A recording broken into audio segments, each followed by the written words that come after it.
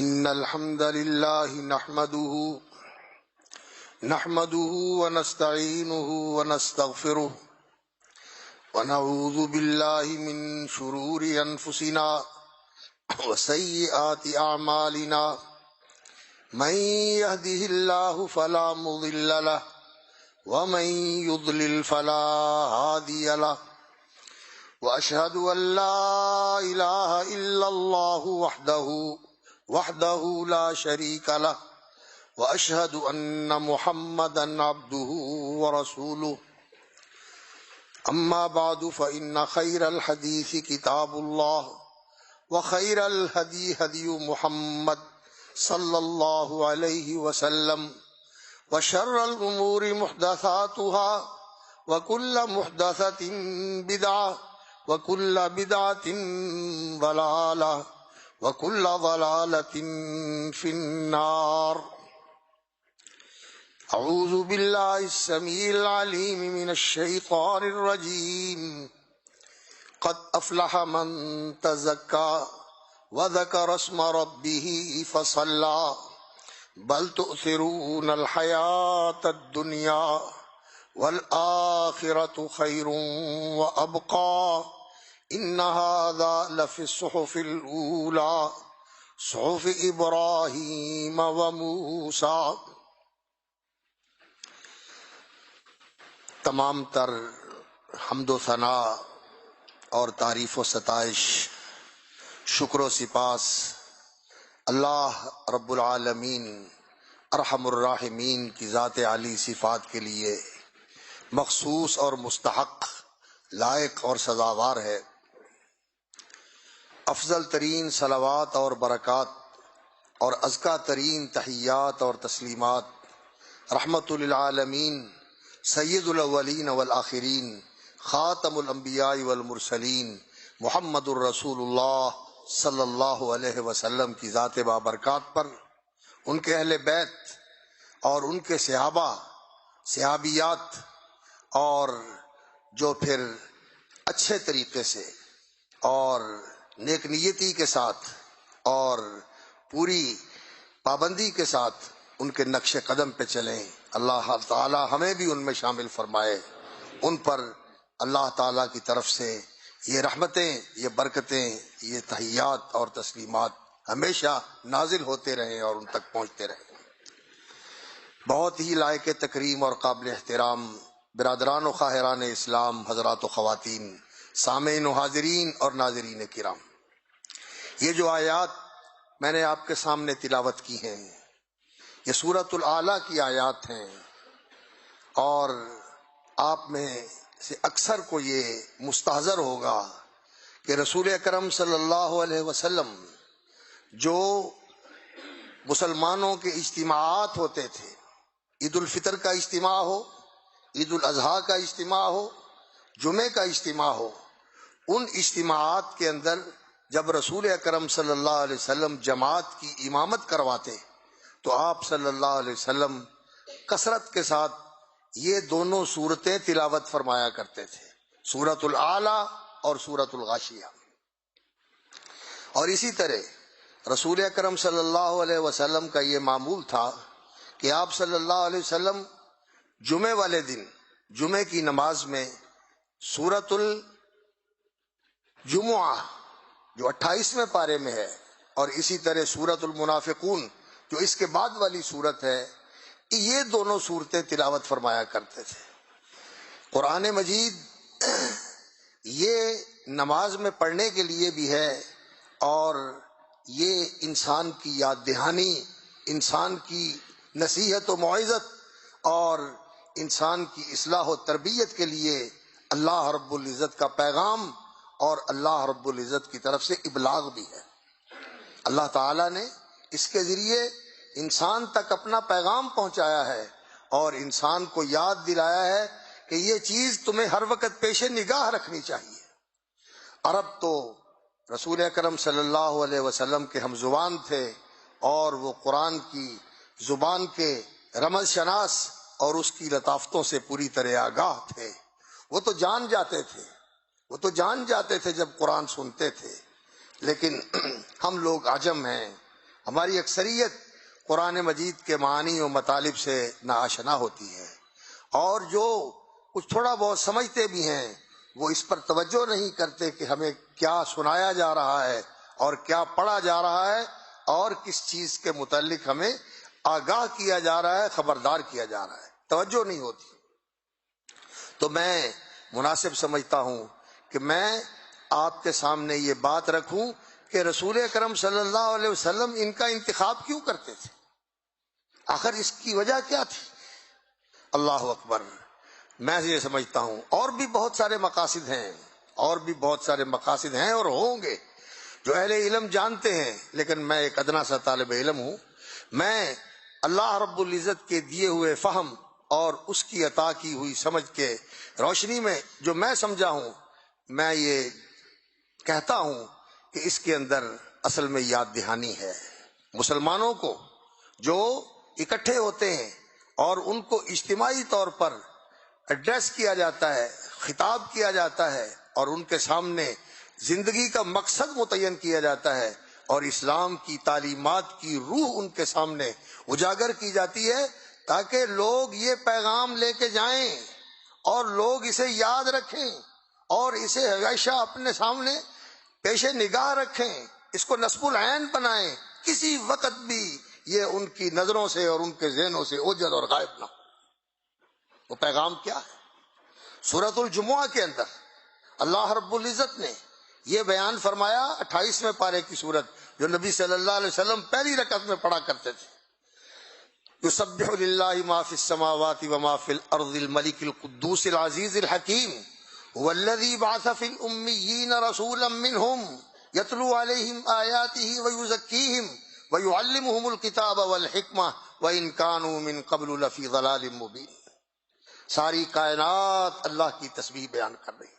یسبح للہ ما فی السماوات وما فی الارض الملک القدوس العزیز الحکیم، وہ بادشاہ ہے، وہ قدوس پاک ہے، زبردست ہے، حکمت والا ہے، ساری کائنات اس کی گواہی دے رہی ہے، اور اسی کی انہی صفات کا یہ تقاضا ہے کہ اس نے عرب کے ناخواندہ لوگوں میں اپنا نبی بھیجا صلی اللہ علیہ وسلم۔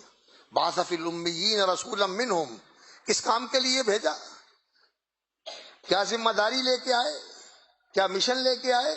یتلو علیہم آیاتہ، اللہ کی آیتیں انہیں پڑھ کے سناتے ہیں، ویزکیہم، اور ان کا تزکیہ فرماتے ہیں، ویعلمہم الکتاب والحکمہ، اور کتاب و حکمت، قرآن و سنت جو اللہ رب العزت نے اتارا ہے، قرآن اور حدیث اور قرآن و سنت اور کتاب و حکمت، یہ اللہ کی نازل کردہ دونوں تعلیم و ہدایت کے منبع ہے۔ تو اللہ رب العزت کی یہ اتاری ہوئی کتاب اور اس کی اتاری ہوئی حکمت، یہ اس کی تعلیم دیتے ہیں نبی صلی اللہ علیہ وسلم۔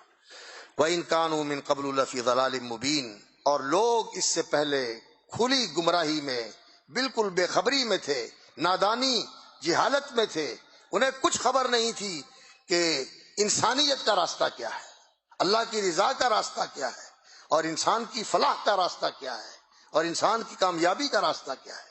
لوگ ٹامک ٹوئیاں مار رہے تھے، بھٹک رہے تھے، رسول اکرم صلی اللہ علیہ وسلم نے آگے انسانیت کو فلاح کا راستہ بتایا۔ کون سی فلاح؟ دنیا کی بھی فلاح اور آخرت کی بھی فلاح۔ تو نبی صلی اللہ علیہ وسلم نے کیا کام کیا؟ یتلو علیہم آیاتہ ویزکیہم، یہ سورہ بقرہ میں بھی گزر چکا، حضرت ابراہیم علیہ السلام کی دعا میں بھی آیا ویزکیہم، اور اللہ رب العزت نے بھی یہ فرمایا ویزکیکم، اور یہاں بھی اللہ رب العزت نے یہ فرمایا ویزکیہم، سورہ آل عمران میں بھی یہ بات گزری۔ اللہ اکبر۔ تو نبی صلی اللہ علیہ وسلم کی جو نبوی فریضہ ہے، جو نبوی مشن ہے آپ صلی اللہ علیہ وسلم کا، اس کی روح رواں اور اس کا محور کیا چیز ہے؟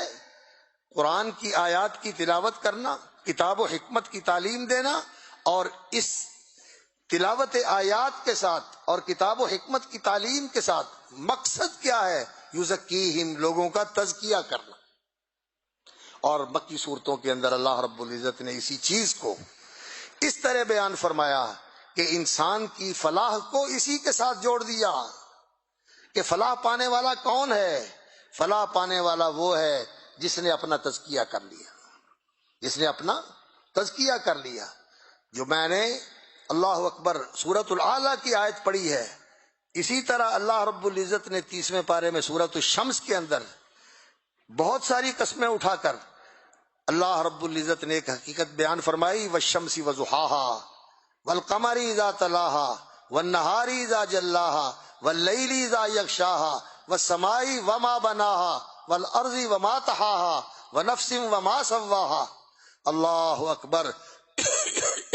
اللہ رب العزت نے 11 قسمیں کھائی ہیں، 11 قسمیں کھائی، 11 قسمیں کھائی ہیں اللہ رب العزت نے، اور فرمایا ان قسموں کو ذکر کرنے کے بعد قد ونفس وما سواها قد افلح من زکاها وقد خاب من دساها۔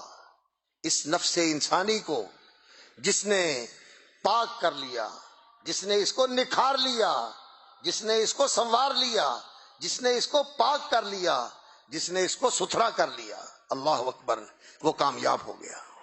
قد افلح من زکاها وقد خاب من دساها، اور جس نے اس کو رلا دیا، رول دیا، بٹی میں رول دیا، شہوات میں رول دیا، خواہشات میں رول دیا، اس دنیا کی ادنا چیزوں کے لیے اس نفس کو رول کے انہی میں مٹا دیا، انہی کے اندر کھپا دیا۔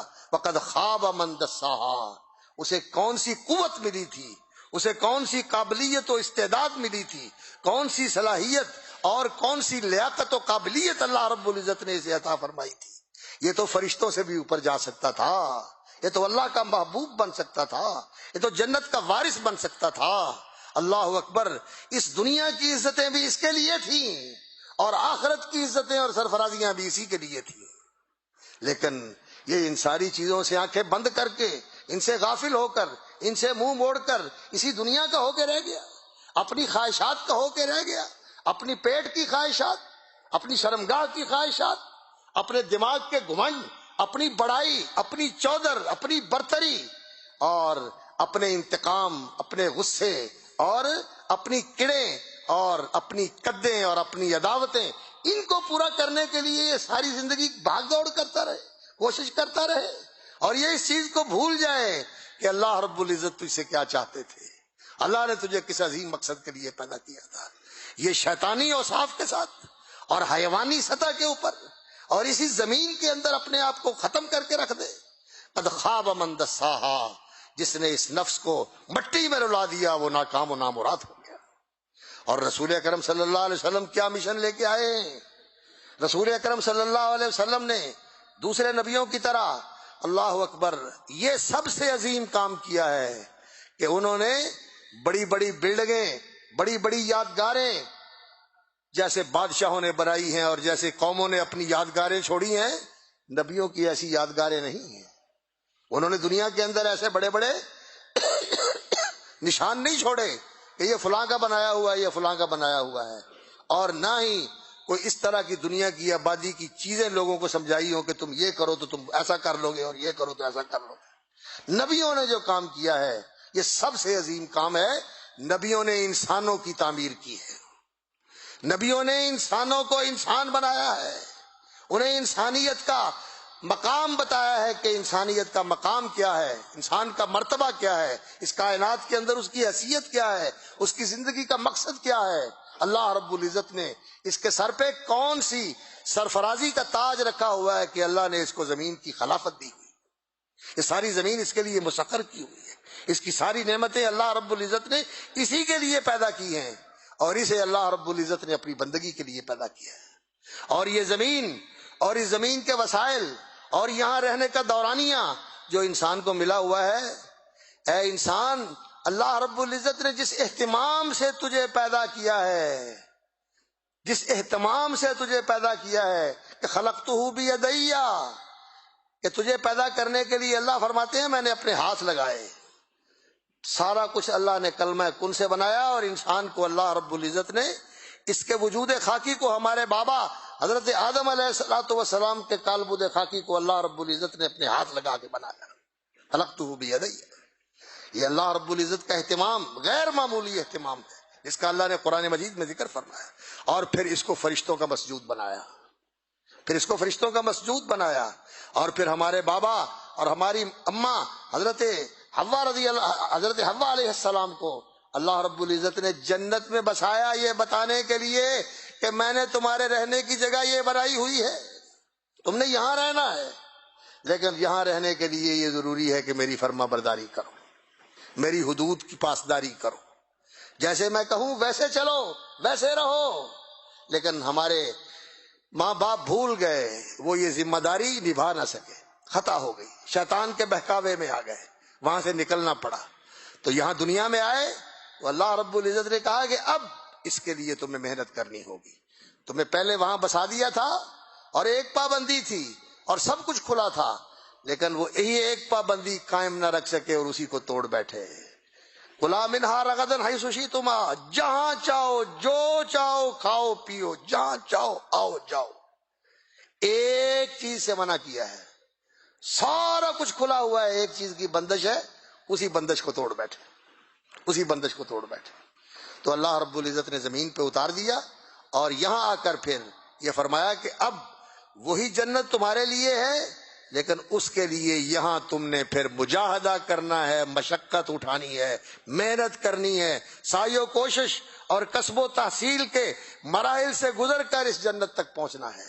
اور جنت کا راستہ حفت الجنت بالمکارہ، جنت کا راستہ ناپسندیدہ، مشقت والی، کلفت والی، قربانی والی اور محنت والی چیزوں کے ساتھ گھرا ہوا ہے جنت کا راستہ، حفت الجنت بالمکارہ۔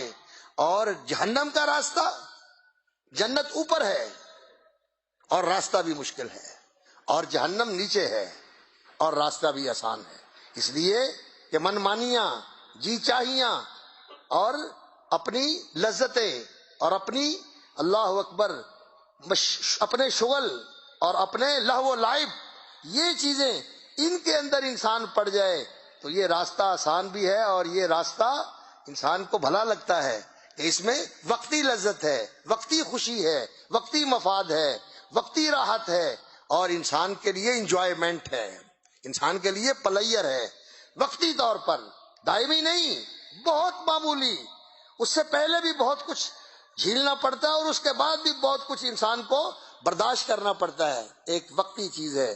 تو یہ راستہ جو ہے جہنم کا راستہ، ان شہوات اور ان لذتوں کے ساتھ گھرا ہوا ہے، لوگ ان کے پیچھے جہنم کی طرف بھاگے جا رہے ہیں۔ اللہ اکبر۔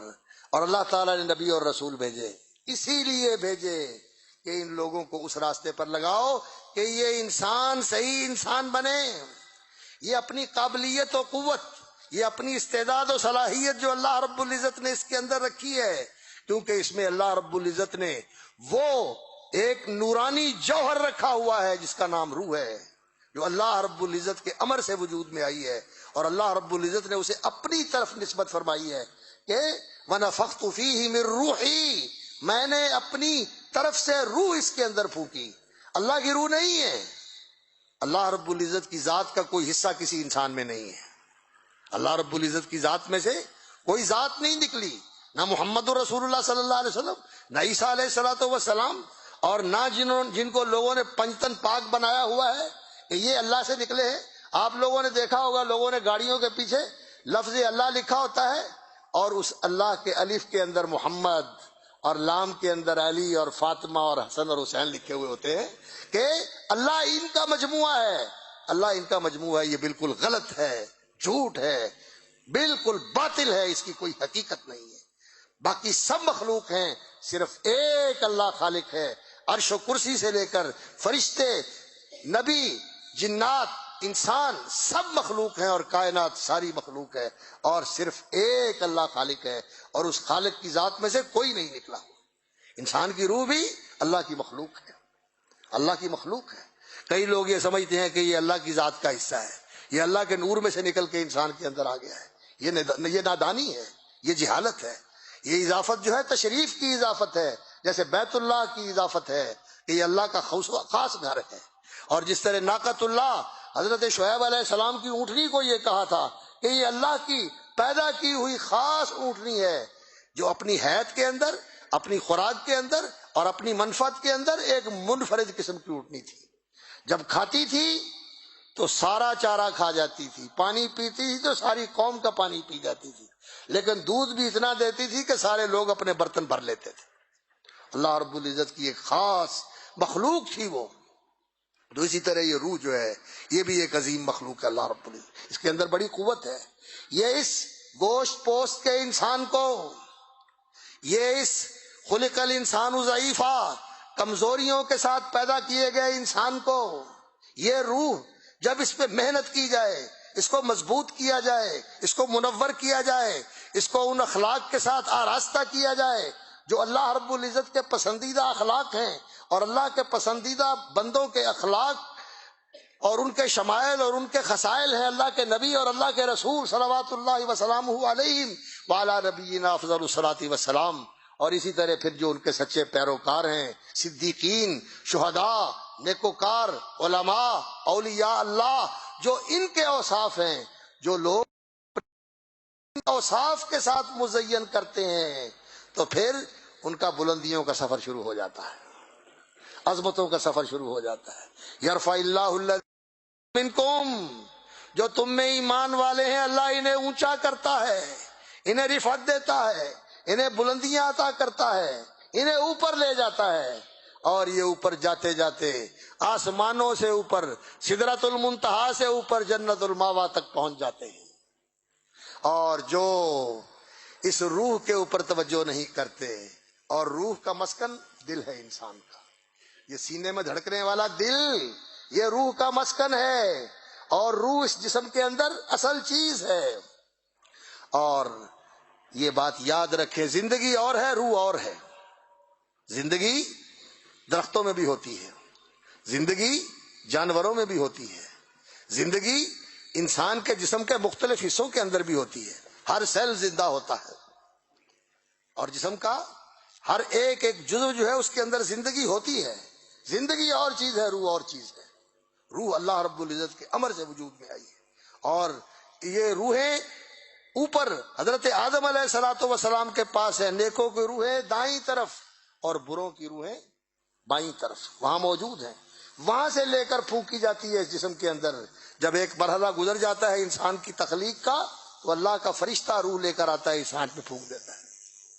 زندگی پہلے ہی موجود ہوتی ہے، ماں کا بویضہ بھی زندہ ہوتا ہے اور باپ کا ہوینا بھی زندہ ہوتا ہے، میری بات ہے، اللہ اکبر، زندگی موجود ہے، وہ ڈیولپ ہوتا ہے، اور پھر اس میں روح پھونکی جاتی ہے۔ روح اور چیز ہے، اور یہ روح کا مسکن انسان کا دل ہے۔ اس دل کو زندہ کرنا اور اس روح کو زندہ رکھنا، اسے توانا کرنا، اسے اللہ اکبر ان صفات کے ساتھ آراستہ کرنا جو اللہ رب العزت کو پسند ہے، تو پھر اس کا بلندیوں کا سفر شروع ہو جاتا ہے۔ یرفع اللہ الذین آمنوا منکم۔ اور اگر انسان اس روح سے منہ موڑ لے، حیوانیت کی سطح پہ آ جائے، یہ نہ جانے کہ یہ روح کیا ہے، جس روح کی وجہ سے اللہ اکبر فَإِذَا سَوَّيْتُهُ وَنَفَخْتُ فِيهِ مِن رُّوحِي، فرمایا جب میں اس کا جسم پورا درست کر کے بنا دوں اور اس میں اپنی طرف سے روح پھونک دوں، تو فرشتوں کو حکم دیا فَقَعُوا لَهُ سَاجِدِينَ، اس کے سامنے سجدہ ریز ہو جانا۔ اس روح کے پھونکنے کے بعد فرشتوں کو سجدے کا حکم دیا گیا۔ یہ روح جو ہے انسان کو بہت اونچا کر دیتی ہے۔ اس کے بعد فرشتوں نے سجدہ کیا، اور اللہ رب العزت نے اسی لیے اس روح کے پھر اوصاف جو ہیں وہ جانوروں والے اوصاف نہیں، وہ شیطانی اوصاف نہیں، وہ صفات نہیں۔ اللہ رب العزت پسند کرتے ہیں کہ انسان فرشتوں جیسے اوصاف کا حامل ہو، اللہ کی بندگی کرنے والا، اللہ کی وفاداری کرنے والا، اللہ کی فرما برداری کرنے والا، اللہ کو یاد رکھنے والا، اس کا لحاظ کرنے والا، اس کا خیال رکھنے والا۔ اسے ہماری حفاظت کی اسے اس کی ضرورت نہیں ہے کہ ہم اس کی حفاظت کریں، ہمیں اس کی ضرورت ہے کہ ہم اس کی طرف متوجہ رہیں، اس کی طرف جھکے رہیں، اس سے جڑے رہیں، اس کے سامنے بچھے رہیں، ہر وقت اس کا دھیان رکھیں، کسی وقت اس سے غافل نہ ہوں، کسی وقت اس کو بھولے نہ، تو ہمارا لنک اس کے ساتھ برقرار رہے، ہمارا رابطہ اس کے ساتھ استوار رہے، اور ہم اس کے ساتھ ہر وقت رابطے میں رہیں، تعلق میں رہیں، آن لائن رہیں اور جڑے رہیں، لنک رہے ہمارا اس کے ساتھ۔ وہ عرش کے اوپر ہے، اللہ اکبر، ہم زمین کے اوپر ہیں، لیکن وہ کہتا ہے وَهُوَ مَعَكُمْ أَيْنَمَا كُنْتُمْ، تم جہاں ہوتے ہو وہ تمہارے ساتھ ہوتا ہے. تم دو ہوتے ہو تیسرا وہ ہوتا ہے، تم چار ہوتے ہو پانچواں وہ ہوتا ہے. کوئی اس سے کم ہو یا کوئی اس سے زیادہ ہو، جہاں کہیں ہو وہ ساتھ ہوتا ہے، اپنی رحمتوں کے ساتھ، اپنی عنایتوں کے ساتھ، اپنی حفاظتوں کے ساتھ، اپنی کرم نوازیوں کے ساتھ، اپنی بندہ پروریوں کے ساتھ، اپنی کارسازیوں کے ساتھ تمہارے ساتھ ہوتا ہے. اگر ان چیزوں کو ہٹا لے انسان تو ایک لمحے میں تو پھٹ جائے، تعفن اور بدبو کے ساتھ تیرے پاس کوئی کھڑا ہونے کے لیے تیار نہ ہو. ایک لمحے کے لیے ان چیزوں کو ہٹا لے. اس لیے وہ تیرے ساتھ ہے، تو بھول جاتا ہے، تو غافل ہو جاتا ہے کہ وہ میرے ساتھ ہے. تو سمجھتا مجھے کوئی نہیں دیکھ رہا، اب کوئی مجھے نہیں دیکھ رہا، اب کس کو پتا ہے میں کیا کر رہا ہوں. نہیں، وہ تمہیں دیکھ بھی رہا ہے اور اس کو پتا بھی ہے. تو جو کر رہا ہے صرف اسی کا اسے پتا نہیں. علیم بذات الصدور، جو تیرے دل کے اندر ہے، تیرے دماغ کے اندر منصوبے بن رہے ہیں، وہ اس کو بھی جانتا ہے، وہ اس کو بھی جانتا ہے. یہ احساس انسان کے دل میں ہو کہ اللہ میرے ساتھ ہے، مجھے دیکھ رہا ہے، اور پھر اس کے ساتھ انسان اللہ کے ساتھ محبت کے تعلق سے جڑا رہے، پھر اس پہ ایمان رکھے، اس طرح اس کو مانے جیسے وہ منواتا ہے، واحد لا شریک مانے، پوری کائنات کا شہنشاہ مانے. یدبر الامر من السماء الى الارض، آسمان کی بلندیوں سے لے کر زمین کی پستیوں تک پوری کائنات کی تدبیر اور اس کا کنٹرول اور اس کو مینج کرنا میرے اللہ کے ہاتھ میں ہے.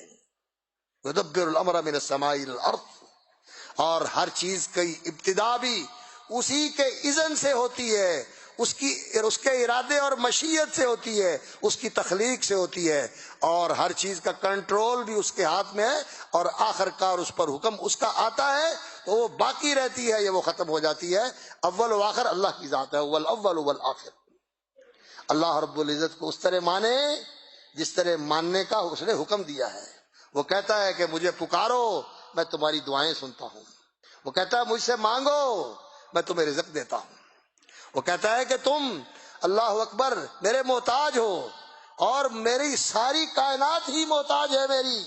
یسألہ من فی السماوات والارض، ساری کائنات اس کے در کی سوالی اور اس کے گھر کی فقیر اور مانگت ہے، اور وہ سب کو دیتا ہے، اور سب کو دے کے اس کے خزانوں میں کوئی کمی نہیں آتی، کوئی کمی نہیں آتی.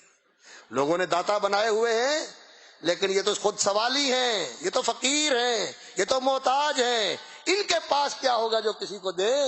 یہ تو اپنے آپ کو نہیں دے سکتے، کسی کو کیا دیں گے؟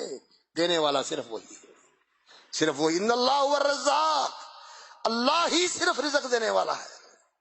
ذو القوت المتین، طاقت والا، زبردست، توانا، اور بہت ہی اللہ اکبر پاور والی ہستی ہے، بہت ہی پاور والی ہستی ہے سبحانہ و تعالی. اللہ کو مانے اس طرح جس طرح اس نے منوایا ہے، اور خود اس طرح رہے جیسے وہ چاہتا ہے کہ تو رہے. جس طرح وہ چاہتا ہے کہ تو رہے. وہ کیا چاہتا ہے کہ تو کیسے رہے؟ وہ چاہتا ہے کہ میرے بندے تو میرا بندہ بن کے رہے، میرا غلام بن کے رہے، میرا فرما بردار بن کے رہے، میرا شکر گزار بن کے رہے، اور میرا وفادار بن کے رہے. میں نے تجھے بنایا، میں نے تمہیں سب کچھ دیا، میں نے تیرے رزق کے بندوبست کیے. اللہ اکبر. تیرے لیے تیری زندگی کے سلسلوں کو قائم رکھنے کے لیے میں نے حرارت اور برودت، سردی گرمی، خشکی اور تراوت، ان کے لیول رکھے. اتنی خشکی بھی نہیں ہونے دی کہ تو جل جائے، اور اتنی تراوت بھی نہیں ہونے دی کہ تو ویسے ہی میلٹ ہو جائے، تو گھل جائے. اللہ رب العزت نے اتنی گرمی بھی نہیں کی کہ تو بھسم ہو جائے، اور اتنی ٹھنڈک بھی نہیں دی کہ تو فریز ہی ہو جائے. اور اگر کہیں ایسا موسم ہے صفر سے نیچے چلا جاتا ہے یا 50 سے اوپر چلا جاتا ہے، تو وہاں اللہ رب العزت نے عقل بھی دی اور وسائل بھی دیے، انسان بندوبست کر لیتا ہے، لباس کا بندوبست کر لیتا ہے، گھر کا بندوبست کر لیتا ہے. اور پھر قوت بھی اللہ رب العزت نے جسم کے اندر رکھی ہوئی ہے کہ یہ موسم کے مطابق اپنے اندر صلاحیت ڈیولپ کر لیتا ہے کہ یہ اس موسم کے اندر زندہ رہ سکتا ہے. یہ میرے اللہ کا کام ہے. تو اللہ رب العزت نے اس انسان کو سب کچھ دیا، سب کچھ دیا. تو اتنی نعمتیں دینے والا مالک یہ چاہتا ہے کہ اما شاکرن، اب تیری مرضی ہے یا تو شکر گزار بن جا، اور تیری مرضی ہے نہ شکرا اور نافرمان بن جا۔ اللہ چاہتا ہے کہ تو شکر گزار بنے، تو شکر گزار بن۔ ان تشکروہ یرضہ لکم، اگر اس کا شکر کرو گے تو اس کو پسند کرتا ہے۔ لا یرضى لعبادہ الکفر، وہ اپنے بندوں کے لیے کفر پسند نہیں کرتا۔ اللہ کو مانے جس طرح وہ منواتا ہے، اور اپنے آپ کو بنائے جس طرح وہ چاہتا ہے، اور وہ چاہتا ہے کہ کافروں والے اوصاف نہ اختیار کر، مومنوں والے اوصاف اختیار کر۔ وہ چاہتا ہے کہ نافرمانوں والے، فاسق اور مجرموں والے، فاسقین اور مجرمین والے اوصاف نہ اختیار کر، فرما بردار اور صالحین والے اوصاف اختیار کر۔ اور وہ چاہتا ہے کہ ایمان اور یقین والے اوصاف اختیار کر، منافق اور کھوٹے لوگوں والے اور جھوٹے لوگوں والے اوصاف نہ اختیار کر۔ کافر نہیں ہونا، مشرک نہیں ہونا، فاسق اور مجرم نہیں ہونا، منافق اور جھوٹے نہیں ہونا، ان چیزوں سے اپنے آپ کو پاک کرنا ہے۔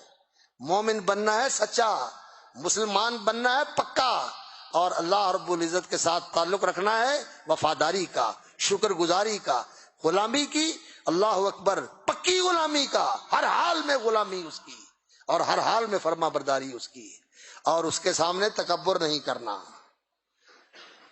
تکبر اس کے لیے ہے۔ المتکبر، بڑا بن کے رہنا صرف اسی کا حق ہے۔ میں بڑا نہیں ہوں، میں کمزور، میں عاجز، میں فقیر، میں ناتوان، اور ہم میں سے ہر ایک ایسا ہی ہے۔ صرف بڑائی اس کے لیے ہے۔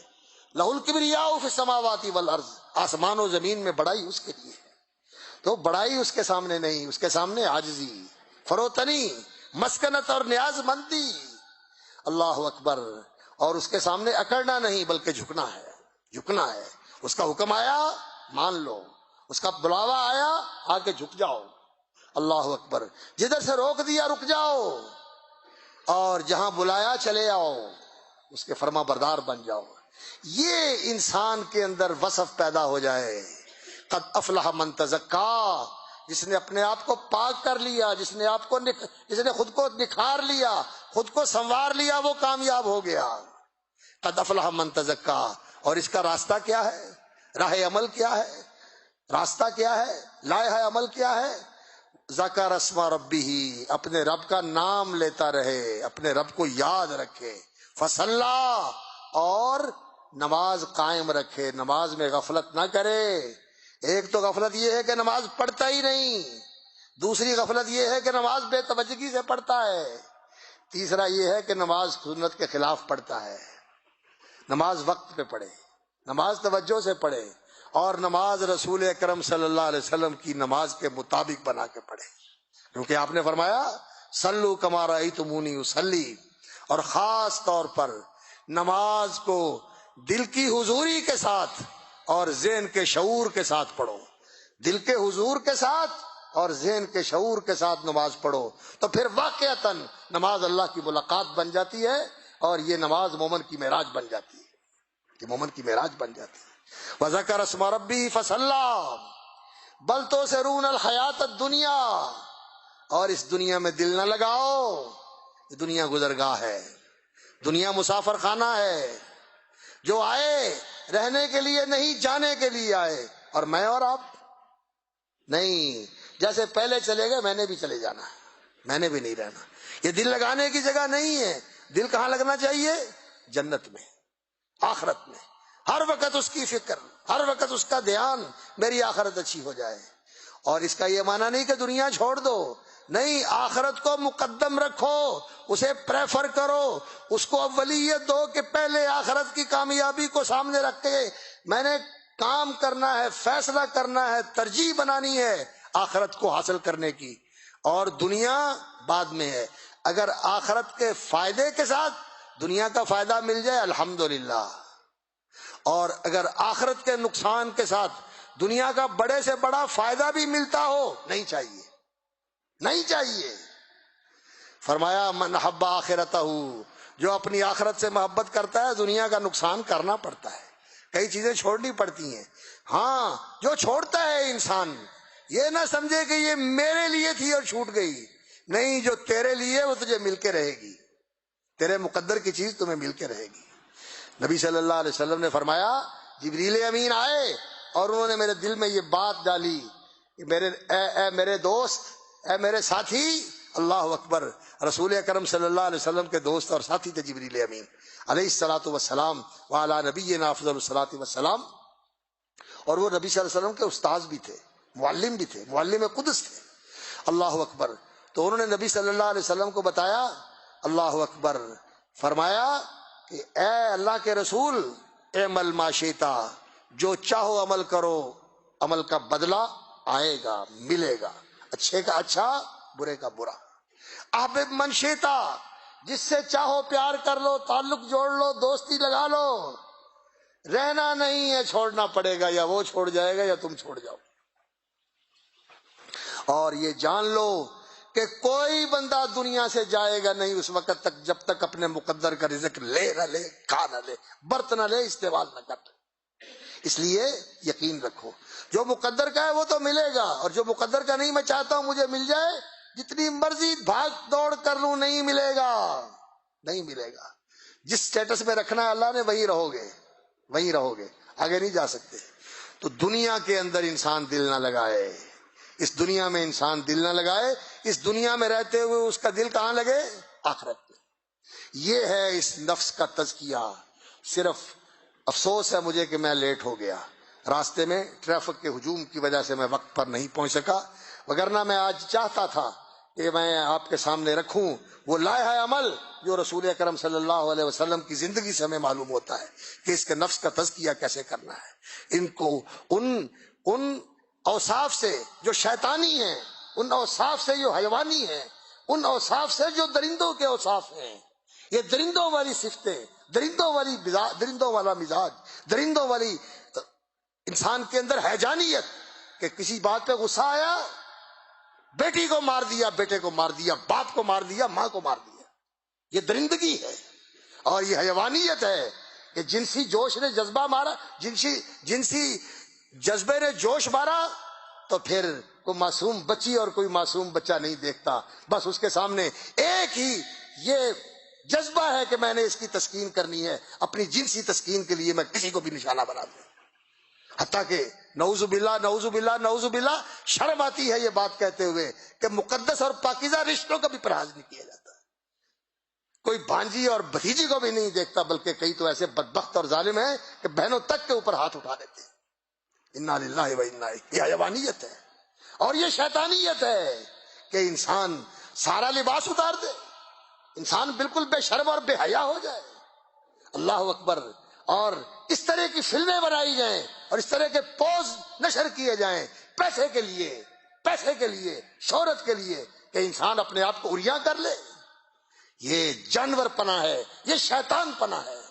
اور آج سچی بات یہ ہے کہ انسانوں کے بھیس میں اور انسانوں کے روپ میں شیطان ناچ رہے ہیں، درندے اور وحشی جانور اس دنیا کے اندر پھر رہے ہیں۔ ضرورت ہے کہ انہیں انسان بنایا جائے، اور انسان بنانے کا لائحہ عمل اور طریقہ محمد الرسول اللہ صلی اللہ علیہ وسلم کا لایا ہوا اور بتایا ہوا طریقہ ہے، اور وہ دین کا، وہ ایمان اور عقیدے کا نظام، دین کے عبادات کا، اخلاق کا اور آداب کا نظام، اور معاملات کا اور عدل و انصاف کا، ریاست کے لیے، عدالت کے لیے، حکومت کے لیے، سیاست کے لیے، جو اللہ کے دین نے حدود، ضابطے اور قاعدے اور قوانین مقرر کیے ہوئے ہیں، ان کے مطابق انسانوں کو چلایا جائے تو یہ انسانوں کا معاشرہ فرشتوں کا معاشرہ بن جائے گا، یہ دنیا کے اندر جنت نظیر معاشرہ بن جائے گا۔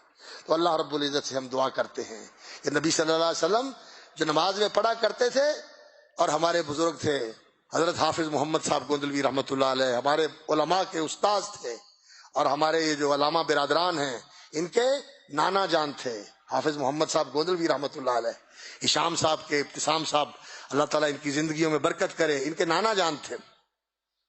وہ ان کے خطبے کا اکثر موضوع یہی ہوتا تھا، قد افلح من تزکا وذکر اسم ربہ فصلی، اسی پر ان کا خطبہ ہوتا تھا۔ یہ دین کا محور ہے، یہ دین کا نیوکلس ہے، انسانوں کا تزکیہ ہو جائے۔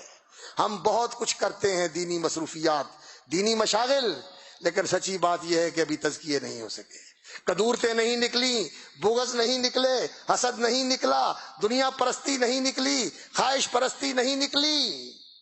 اس کے تزکیے کی ضرورت ہے. اللہ تعالی ہمیں اس کی توفیق عطا فرمائے. کوشش بھی کرنی چاہیے اور دعا بھی کرنی چاہیے. اللہم آت نفوسنا تقواها وزکھها انت خیر من زکاها انت ولیها ومولاها. اللہم احینا الاسلام وتوفنا علی الایمان والحقنا بالصالحین. آمین یا رب العالمین.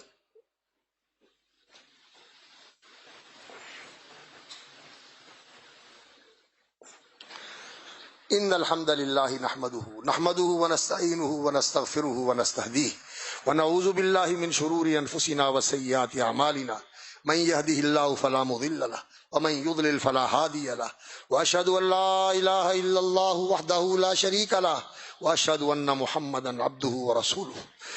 ان الله وملائكته يصلون على النبي يا ايها الذين امنوا صلوا عليه وسلموا تسليما. اللهم صل على محمد وعلى ال محمد وبارك على محمد وعلى ال محمد كما صليت وباركت على ابراهيم وعلى ال ابراهيم انك حميد مجيد. اللهم اعز الاسلام والمسلمين. اللهم انصر من نصر دين محمد صلى الله عليه وسلم واجعلنا منهم واخذل من خذل وأعرض عن دين محمد صلى الله عليه وسلم ولا تجعلنا منهم. اللهم احفظنا بالإسلام قائمين واحفظنا بالإسلام قاعدين واحفظنا بالإسلام راقدين ولا تشمت بنا الأعداء الحاسدين. اللهم يا ولي الإسلام وأهله ثبتنا عليه حتى نلقاك به. اے اسلام کو بھیجنے والے اور اسلام کو مقرر کرنے والے پروردگار، ہماری دعا ہے کہ ہمیں اسلام پہ ثابت قدم رکھنا جب تک تیری بارگاہ میں پیش نہیں ہو جاتے. اللہ اسلام سے بال برابر بھی پیچھے نہ ہٹے، اسلام کے اوپر ہمیں ثابت قدم رکھنا.